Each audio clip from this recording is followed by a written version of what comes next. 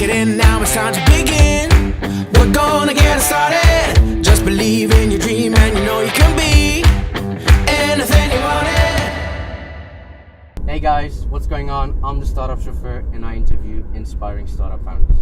You ask questions, they answer them. Today I'm joined by the founders of Bits and Pretzels. Guys, your elevator pitch starts right now. Hi, I'm Andy. I'm Bernd. And I'm Felix. And we do Bits and Pretzels, as we call it, the coolest founders conference in the world, taking place annually in Munich in September with 5,000 founders and investors over 3 days at Munich Oktoberfest for learning, inspiration and networking. Liquid networking. Liquid networking, yes. And fun. The event is starting tomorrow, but you guys seem to be so relaxed. And how do you do that? Yeah, we drive It around. just seems. We're driving around with you. In Yeah? our bodies, we have lots of adrenaline. We are completely tired. So. Okay, so that's the difference. Not relaxed but tired. Yes, Okay. tired. You founded Bits and Pretzels 4 years ago. You were able to scale it so fast. How did you do it? And can you give entrepreneurs out there a tip on how to scale their business? It's the team. And the team. So Andy, Bernd, a little bit me. We all have different capabilities. All the founders know that. Yeah, you need the different characters in the team. Let's get straight to the questions. How much in advance do you start planning Bits and Pretzels? And what are the key challenges you encounter each year? Ask founders. We start directly the next day after the last year's event. We begin with asking our attendees about what they liked, what they don't like, what we can improve. And then we sit together and make lots of workshops. And then we are approaching speakers, table captains. We are very passionate about Bits and Pretzels. So we really want to build the coolest and the best founders conference. Not necessarily the biggest one, but the coolest and the best. So after every event, we sit in our office with our team, and together we see tons of improvements. Yeah. So and then we increase the level. We set the bar higher for next year's event. Yeah. So even if it was a success, we want to be much better for next year. So that's why at the same time, while we improve everything at Bits and Pretzels, and we have more reach from more speakers and all the operations, they become better and better. We want to become better anyway. Ask founders, where did the idea to organize an event like this come from? And what are the tips for people coming to an event like this? We had the idea for Bits and Pretzels 5 years ago. And we just wanted to make sure that there's a place in Munich for all the founders and investors to meet on a regular basis. And it was really a complete different format. We were just 80 people drinking beer in the Hofbräuhaus. I think all the people all over the world know the Hofbräuhaus from drinking. And we implemented and we innovated and we made as we call it, liquid networking. And we drank beer in the morning, had some sausage. Very Bavarian style, and it was such a huge success that within, I think the first one was 80, then we had 120, then 300, then 1,400 people, and then we quite fast achieved 5,000 attendance, where we stopped and we limited now.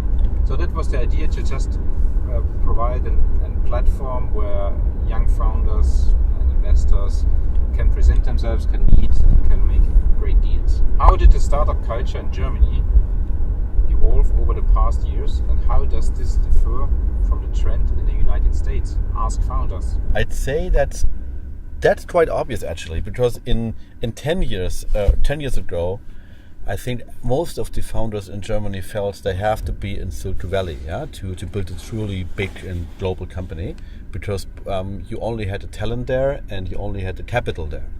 And let's say 5 years ago, a lot of talent, especially, moved to Berlin, and a little bit of capital moved to Berlin. So that's why Berlin rose up to be a hub in Germany for startups. In the past 2-3 years, we see Munich emerging. Definitely, Munich is the next, let's say, hub or hotspot in Germany.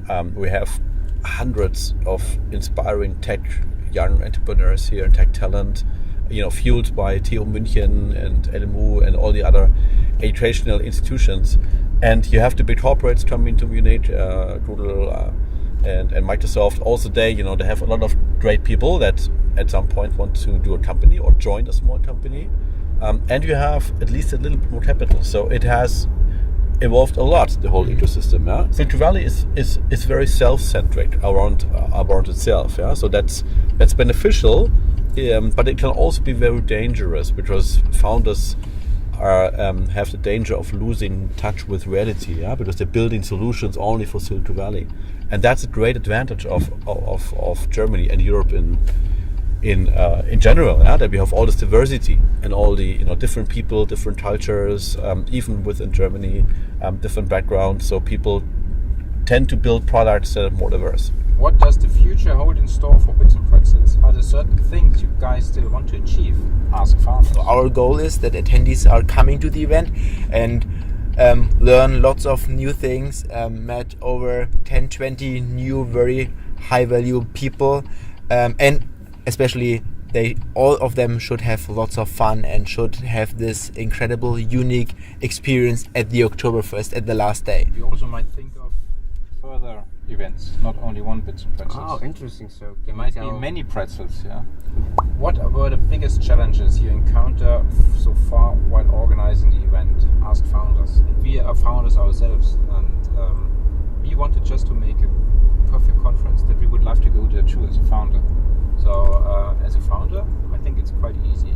You need a lot of business value, because if you go to 3 days, it's a huge investment of time. 3 days. There must be good business value for you. You have to meet the right persons. You have to learn the right things, because we don't only choose and select the famous founders. We want the right attitude. We want the right new, highly crazy young potential from university. The not so popular founders. People find them the gold nuggets. Yeah. It's gonna change from the Founders Festival to Gold Nugget Festival. Yeah, well, the Golden Nugget Founders Festival. We have a fourth partner, so Kevin Spacey. We were very proud to announce a partnership last year, 2017.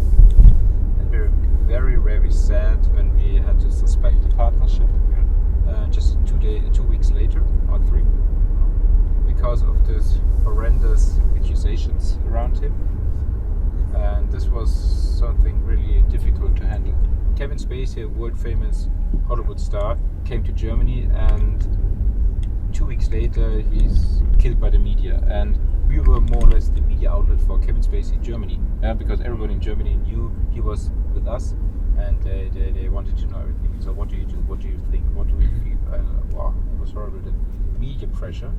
And then you have to only one chance to communicate your statement. Leading up to this, how did you manage to get a world famous person like Kevin Spacey from House of Cards? Oh, it was very hard. How did you get him to be one at the conference? That the conference Bits and Pretzels is interesting enough for a person like Kevin Spacey to come there, and that he becomes a partner of Bits and Pretzels. It is very hard to find the contact of his management.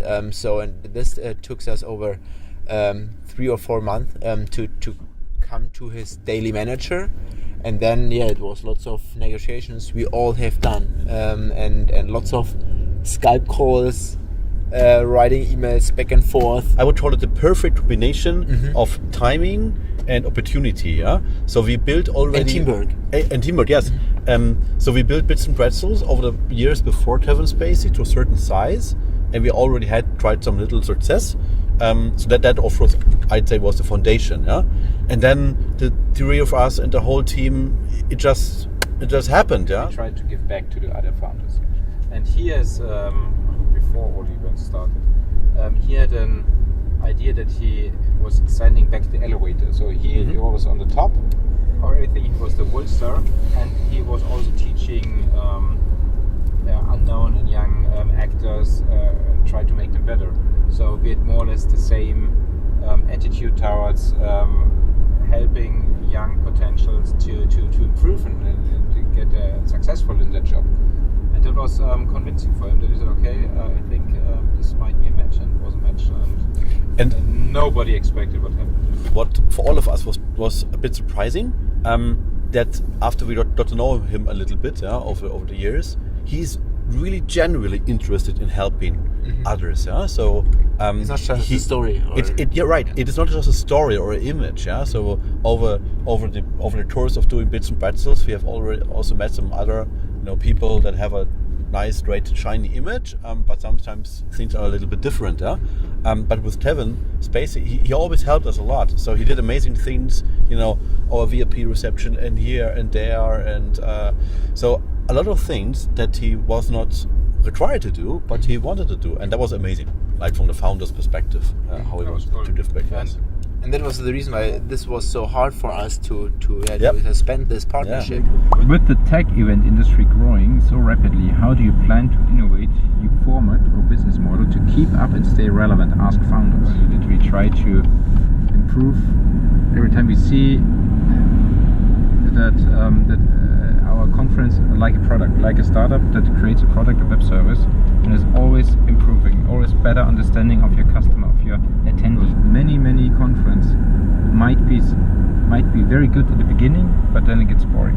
So it's the same procedures every year, and that's I would say poison for conference, because you need fresh visitors. It's not the same if every year the same people come. You know them. The purpose of network of such conferences is networking, and we have to make sure that the right people meet every year. And you have to be innovative, so create new formats. For example, we have something called the Startup Night on Monday evening. So after the second conference day, we have over 100 events all over Munich take place. Everybody, every company, every startup, every partner, even the ministries can organize an event. It's an official Bits and Pretzels side event, and more than 15,000 people will join those events this year. I think 20,000. So many of them are already sold out. The whole city will be vibrating, not only because of Oktoberfest, but also because of Bits and Pretzels, and that's a good thing. And when we started Bits and Pretzels, everybody called us crazy to do it during Oktoberfest. Yeah, you can do it because there's no hotel and everybody's only drinking. Yeah, okay, startups are also drinking, founders. So it's a good match. Founders are also using Airbnb, so it's a different attitude. And probably. They are creative, right? So why not? Okay guys, we reached the end of the interview. Thank you very much for sharing your questions. Don't forget, you ask questions, they answer. Guys, what message do you want to get out there? Just do it. And hopefully see us at the next Bits and Pretzels.